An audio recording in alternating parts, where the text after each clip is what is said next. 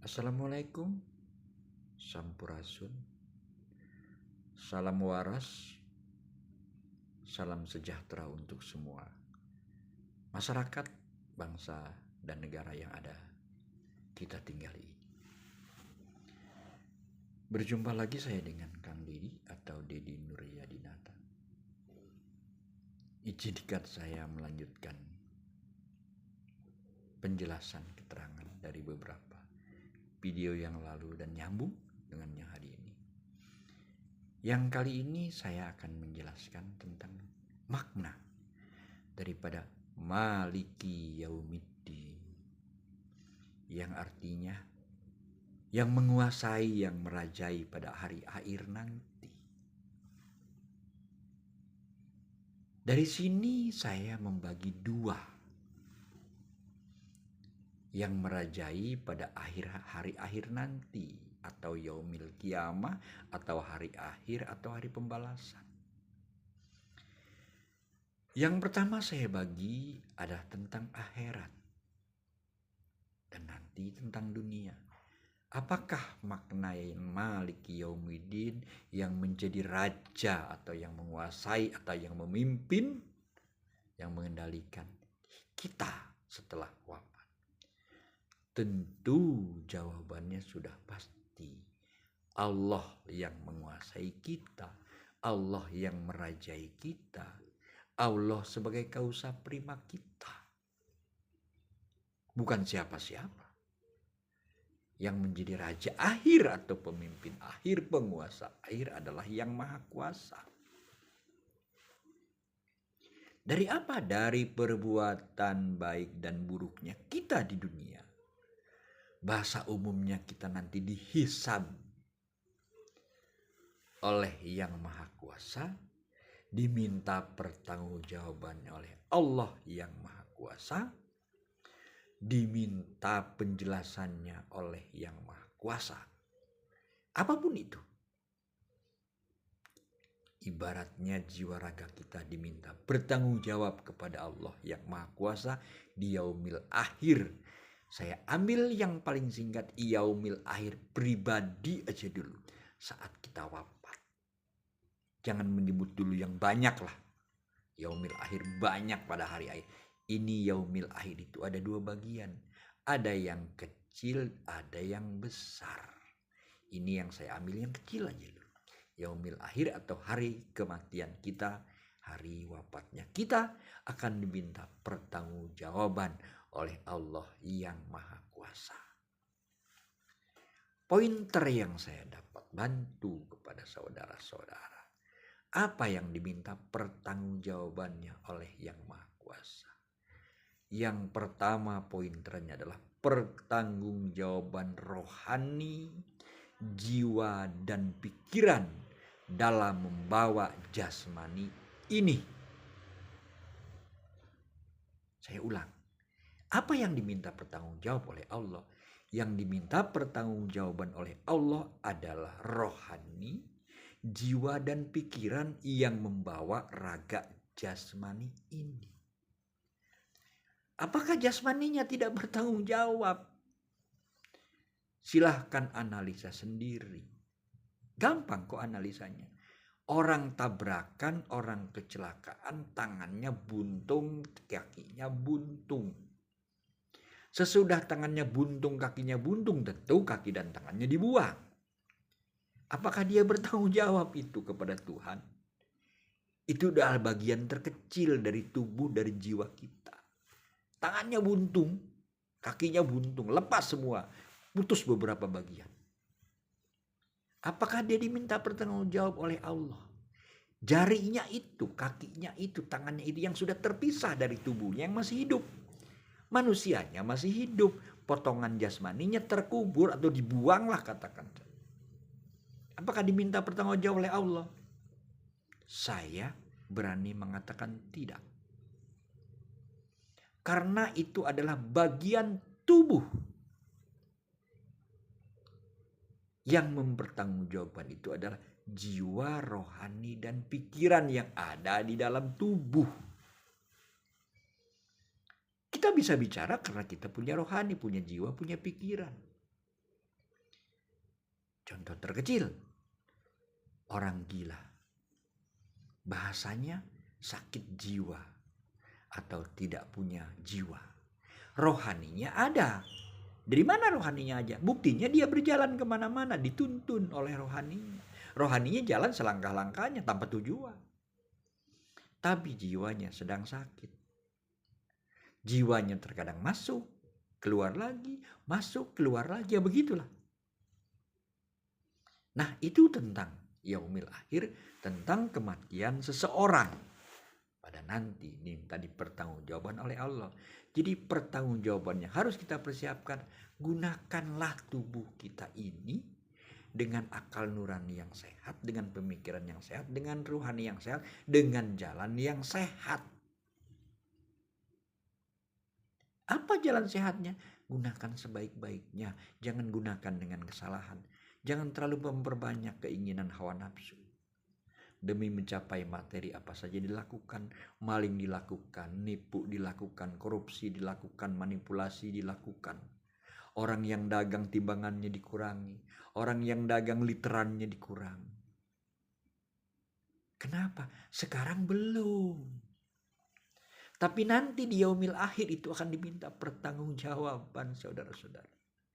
Pertanggungjawabannya siapa? Bukan tangannya, tapi jiwa, ruh, dan pikiran yang ada di tubuhnya. Mengajari tangannya untuk berbuat salah. Mengajari tangannya untuk berbuat salah. Salah siapa? Keinginan siapa itu semua? Keinginan hawa nafsu. Keinginan nafsu lawamah. Tidak menjadi nafsu amarah. Tidak menjadi nafsu biadab. Tidak menjadi nafsu jahanam. Itu nafsu lawamah. Untuk cenderung melakukan perbuatan salah. Jadi itulah yang diminta pertanggungjawaban di yaumil akhir. Sekarang kembali kepada diminta pertanggungjawaban yang di dunia. Apa sih di yaumil akhir? Akhir dari pekerjaan kita diminta bertanggung jawab. Ya, kalau tadi adalah proses kematian, sudah kematian. Sekarang yaumil akhir, akhir dari pekerjaan yang kita kerjakan. Akhir dari perbuatan yang kita kerjakan. Apa pertanggungjawabannya?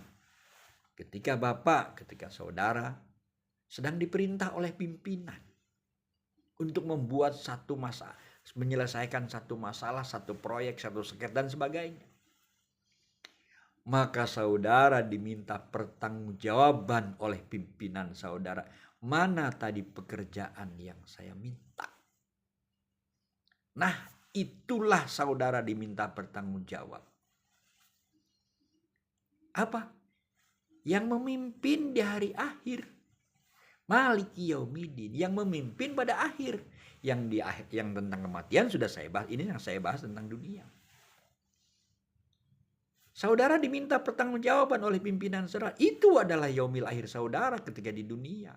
Ketika saudara mengerjakan pekerjaan. Lalu apa yang lagi yang terkecil? Maju lagi yang mendekat.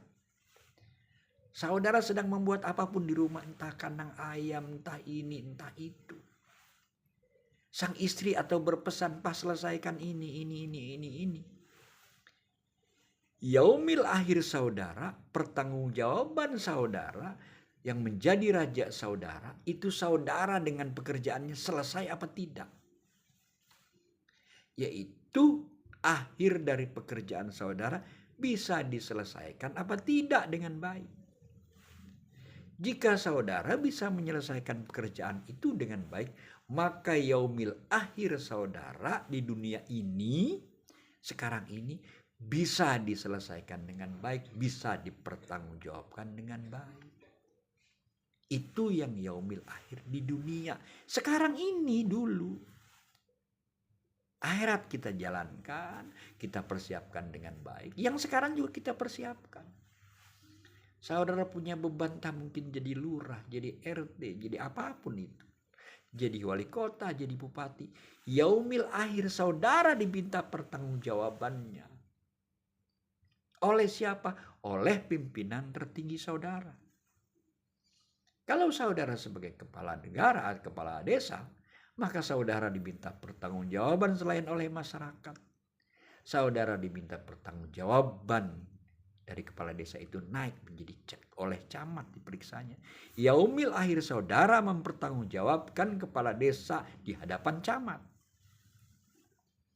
Demikian dengan camat dan seterusnya. Seorang bupati, seorang wali kota, yaumil akhir dari pekerjaannya adalah dia diminta pertanggungjawaban memegang jabatan itu selama sekian tahun. Ya semuanya, masalah keuangannya, malah manajemennya. Pokoknya saudara diminta pertanggungjawaban. Itu makna dari yaumil akhir di dunia ini. Akhir dari pekerjaan kita. Akhir dari tugas kita. Akhir dari program yang kita jalankan karena tuntutan orang lain. Ya, jadi saudara-saudara sekalian, kalimat Maliki Yaumiddin yang merajai hari akhir, yang di akhirat tadi saya sudah jelaskan, kalau orang kematian, yang di dunia juga sudah saya jelaskan. Siapa yang merajai hari akhir? Dari hari akhirnya pekerjaan di dunia ini adalah yang merajainya pimpinan kita yang meminta pertanggungjawaban kepada kita. Kalau di rumah, yaumil akhir kita, pertanggungjawaban kita sebagai suami, kalau istri pertanggungjawabnya kepada suami, suami bertanggung jawab atau diskusi dengan istri. Yaumil akhir dari kepemimpinan saudara di rumah tangga adalah berjalan mulus nggak rumah tangga saudara selama sekian bulan, sekian tahun. Itu. Ya. Jadi saudara-saudara sekalian, ini yang saya dapat saya sampaikan. Saya mohon maaf dan saya tidak memohonkan kritik dan saran yang sifatnya membangun. Sekali lagi, saya bukan seorang ahli. Saya hanya tahu dan mengerti sedikit. Saya katakan sedikit dari hal yang begitu banyak ilmu Tuhan terhampar di muka bumi dimanapun. Maka saya memahami ini sedikit. Saya akan nanti coba jelaskan dengan ayat yang lain. Tapi dari tahun sudah, alhamdulillah sudah. Ar-Rahmanir-Rahim sudah, Malik Yaumiddin sudah, dan seterusnya nanti. Dan saya akan ambil poin-poinnya saja. Jadi sadari sekali lagi, yang memimpin yaumil akhir itu, yang merajai atau yang menjadi raja di hari akhir itu, setelah kita mati jelas adalah Allah yang Maha Kuasa, meminta pertanggungjawaban kepada kita, kepada jiwa, ruh, dan pikiran kita. Tidak meminta pertanggungjawaban kepada jasmani kita. Apa contoh poin terakhir? Ketika orang wafat, dalam doanya ila arwahi, katakan saja yang wafat itu namanya Dedi Nuryadinata, khususon ila arwahi Dedi Nuryadinata, tapi nggak ada yang memimpin doa itu. Ila arwahi jasadi Dedi Nuryadinata, nggak ada. Yang didoakan itu adalah arwahnya, ruhnya, jiwanya, pikirannya. Gak ada yang mengatakan dalam doa, dalam agama apapun, bukannya dalam Islam ya, semua agama. Dan kebetulan saya mempelajari semua dan saya paham. Jadi doanya adalah ila arwahi, yang didoakan itu ruhnya, jiwanya, dan pikirannya, bukan jasmaninya. Tapi terkadang manusia salah ketika mendoakan ila arwahi, yang dibayangkan adalah jasadnya. Doanya bagus. Seorang ustadz, seorang ulama memimpin khususon pada malam ini hari ketiga, kita baca tahlil ini khususon ila arwahi Dedi Nuryadinata. Nggak ada yang dikatakan ila jasadi Dedi Nuryadinata. Karena kalau ila jasadi, bagaimana orang yang nggak punya kubur? Pesawatnya meledak di atas atau hilang entah di mana, jasadnya nggak ketemu. Jadi itu saja mungkin yang dapat saya sampaikan. Sekali lagi saya mohon maaf kepada Allah, saya mohon mampun kepada bapak-bapak, saudara-saudara, para penonton yang menyaksikan video ini. Sekali lagi saya Dedi Nuryadinata pamit dan kita akan berjumpa pada lain waktu di dalam kesempatan yang sama dengan topik yang berbeda yang bisa dipahami oleh kawan-kawan semua. Saya tutup dengan salam waras, sampurasun, rahayu, sehat semua untuk seluruh bangsa Indonesia dan para pemimpin-pemimpin yang memimpin negeri ini. Wassalamualaikum warahmatullahi wabarakatuh.